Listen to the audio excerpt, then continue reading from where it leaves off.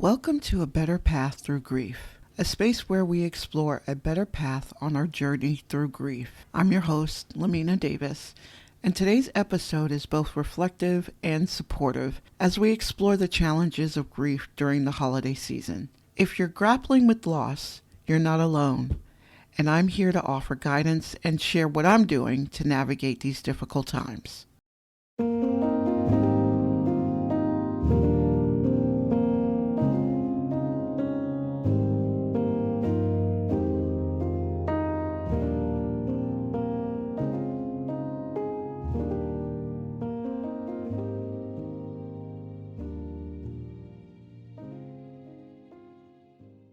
So, full disclosure here, I've not felt like celebrating the holidays for the past 6 years. I've put on a brave face for family because I feel so guilty if I put a damper on their holidays. So I don't want to be the Debbie Downer. So I put on the brave face and be happy, be festive, all the things, as not to ruin everyone else's holiday with my depression, anxiety, and just emotions. It seems like life has gone on for most people. And I don't say that in a bad way. It's absolutely normal to grieve, go through your grief shock, the initial feelings, and then go back to your daily life as normal as possible. But that hasn't exactly been the case for me. My normal is not the normal that was normal when my son was alive. There is a new normal for me where every holiday,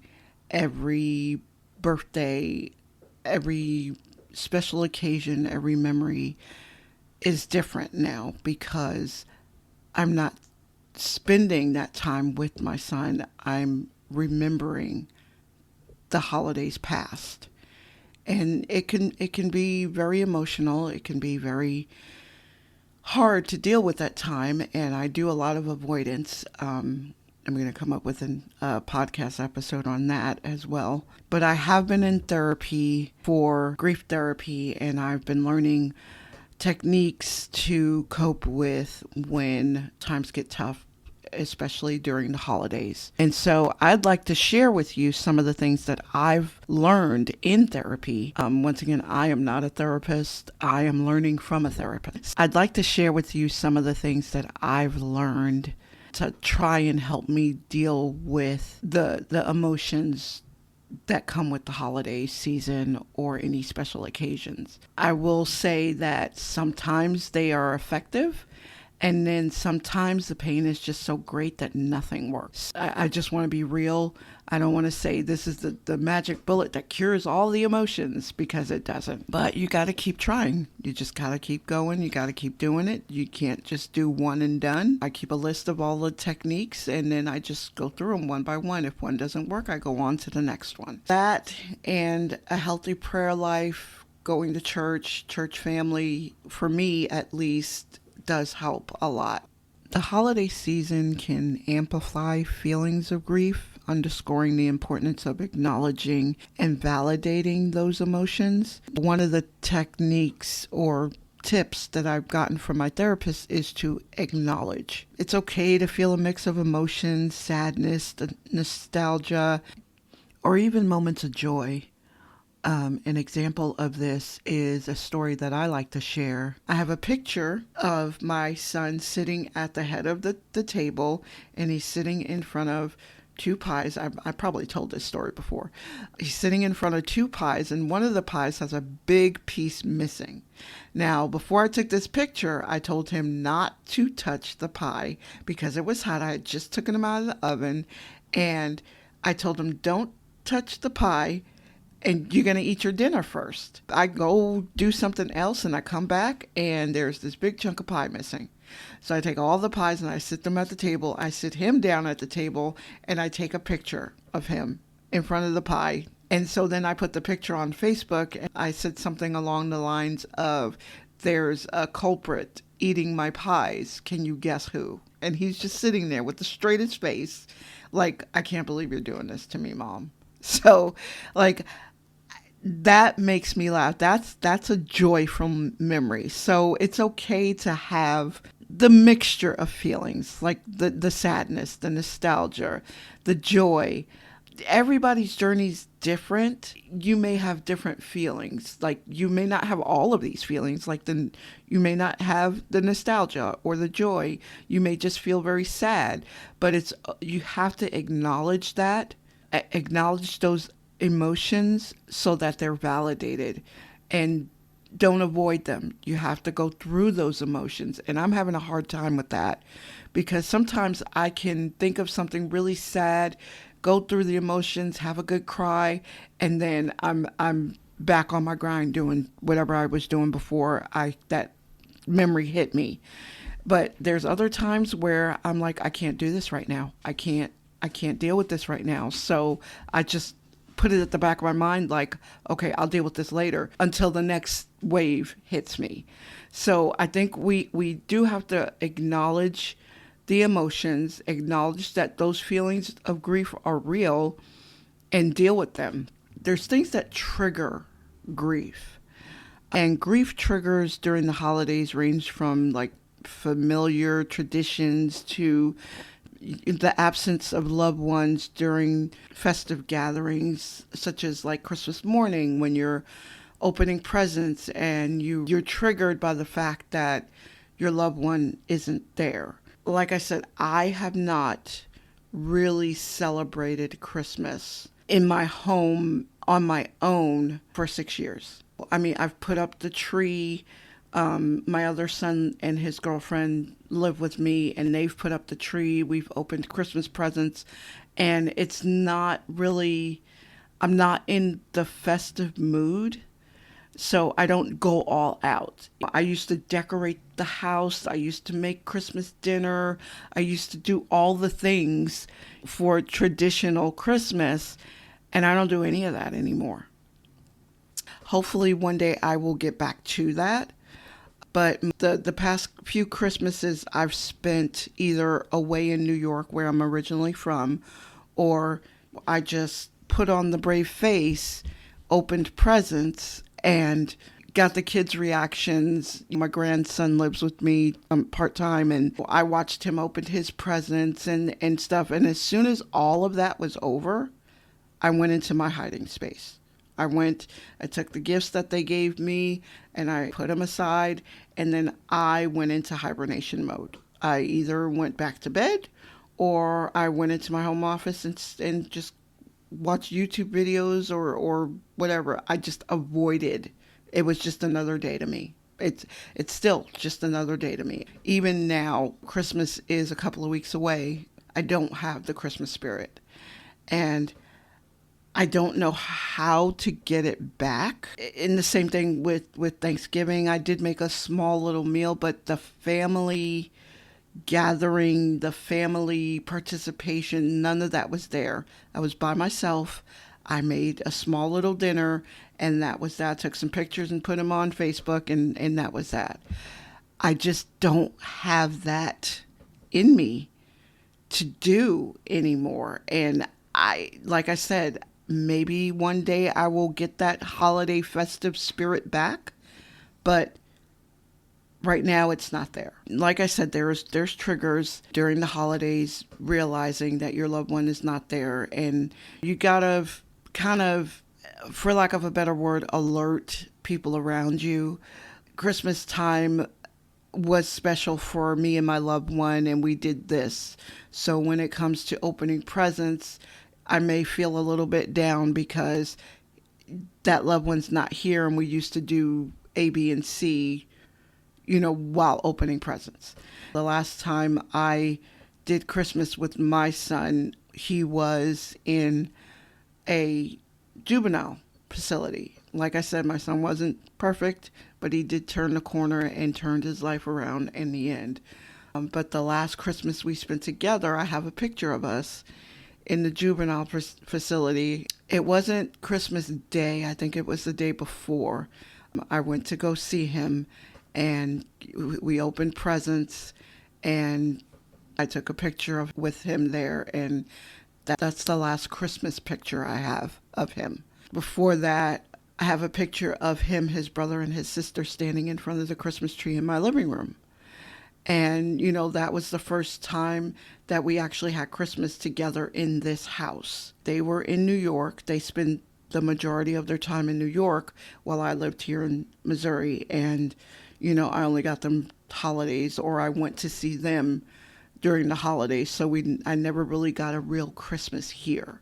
And so that was the only Christmas I got, of him, my daughter, and my son, my other son, in front of the Christmas tree. So I hold those pictures dear because he's no longer here to take more. So those kinds of things trigger me. When my son and his girlfriend put up the tree, and I look at that tree, I see that picture of the three of them standing there, and it wipes all the holiday spirit out of me. Whatever is there, it just wipes it out. So I'm learning to deal with that, and I'm learning to voice when I'm triggered by a memory or something to my family members, so that they know. I don't want them to tiptoe around it. I want them to still celebrate the holiday, which is why I still feel so guilty, because I'm still grieving the loss of my son, even though everybody has moved on to their regular lives. And I don't want to bring everybody down, but every once in a while, if something will trigger me, I'll just go off in the corner. I won't say anything. I'll just go through that memory by myself, have a cry, and then join everybody else. Now, me doing that is, going off into, like, let's say I'll go off into the bathroom or in a room somewhere just for a few minutes to just let that emotion go over me, let me get through it, and then I go back and put on the brave face and go back out. You have to give yourself permission to grieve. Now, it's okay to take a step back from the hustle and bustle if you need to. I mean, like I said, I just go off and I handle the emotion. I can't say this enough. I would feel so guilty if I brought everybody else's holiday spirit down because I'm grieving or feeling emotional. But at the same time, you want to surround yourself with support, a support system, people who understands and respects your feelings. You could also create new traditions to honor your loved one. Most importantly, prioritize self-care by, engaging in activities that bring you comfort and peace. It might be a very good idea to try and come up with a new tradition in honor of your loved one. This is something I've not tried yet. So if I come up with some ideas, I might share that in another podcast on ways to just honor your loved one. And an idea that just popped into my head is like at Christmas time, you can make an ornament with his name on it.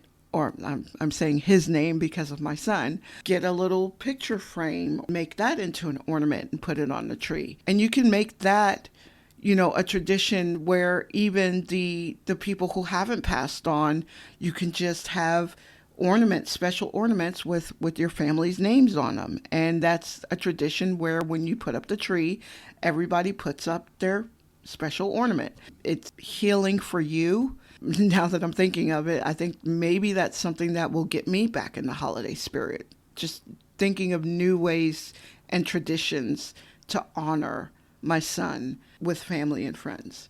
It's worth a try. I mean, if it doesn't work, it doesn't. I'm not one to just sit and not try. I feel like if I don't do something to honor him or new traditions for him, I feel like I'm not progressing in my grief. So I don't want to stay in the emotional phase. I know the emotions will come. They're coming for me now. They're coming a lot few and far between, especially, when I get busy.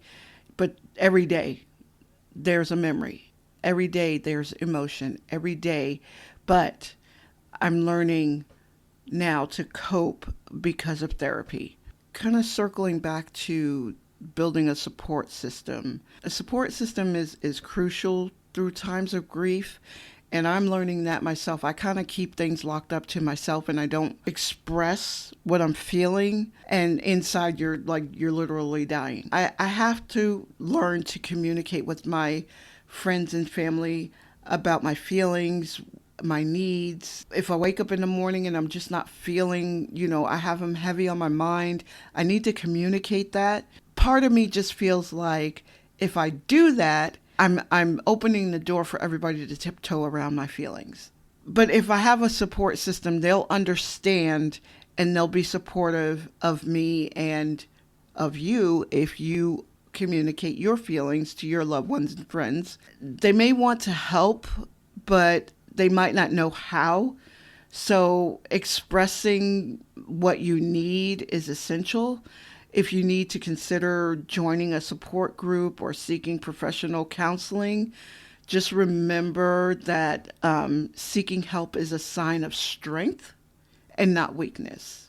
I've been in grief therapy for about 4 or 5 months now. I've tried it before. I had counselors that just weren't a good fit.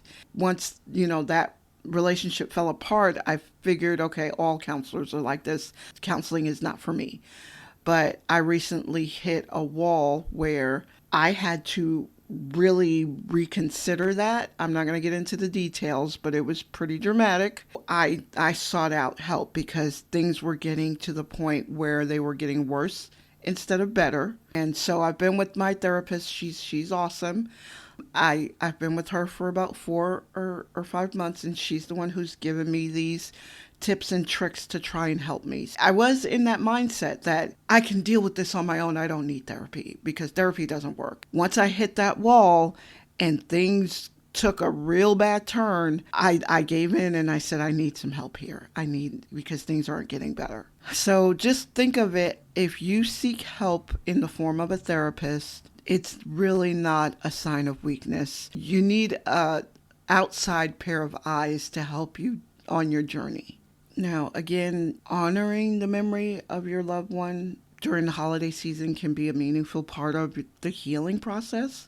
Like I said previously, traditions and thinking of new ways to honor them with your friends and family, it can be healing. It can lift those emotions. The emotions will still be there, trust me. Here's another good idea. You can create like a memorial space with photos and memories, little trinkets of things that they owned, or just a little space in your decor, or just something you can keep up all the time. I have a shelf in my home office that has my son's ashes and pictures and little mementos of things that he owned set up as a memorial to him. I have a candle up there that I light on his birthday. A friend of mine, a really sweet friend of mine, made a Christmas ornament for him, and I put that up around Christmas time next to his picture. And so I do have a little space that honors him, and I see it every day when I walk into my office.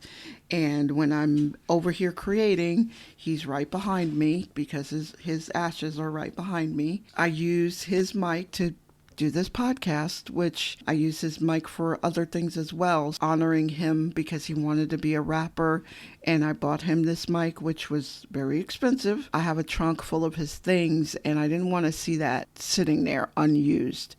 I take very good care of it, though, because I don't want to damage it in any way. So just doing little things like that, memories of their favorite traditions, what they like to do. My son liked to eat. That is all he liked to eat. He wanted to be a rapper. He loved music. He idolized Nas, the rapper. He idolized Tupac.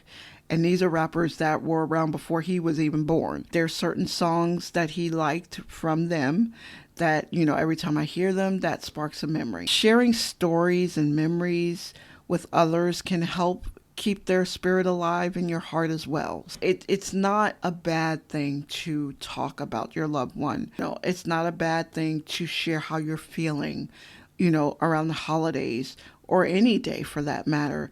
Because if you have the right support group around you, they will listen and offer advice or just offer a shoulder and an ear for you to just let it all out. So as we wrap up today's episode, remember that grieving during the holidays is a unique and personal journey. Everybody's journey is different. What I'm feeling might not be what you're feeling. Your memories are different from my memories. We all grieve differently, but we can come together and share our grief stories, share what we're feeling in hopes that we can help each other on our journey. Just be kind to yourself and know that you have the strength to navigate through these challenging times, especially during the holidays. If you found this episode helpful, please share it with others who might benefit.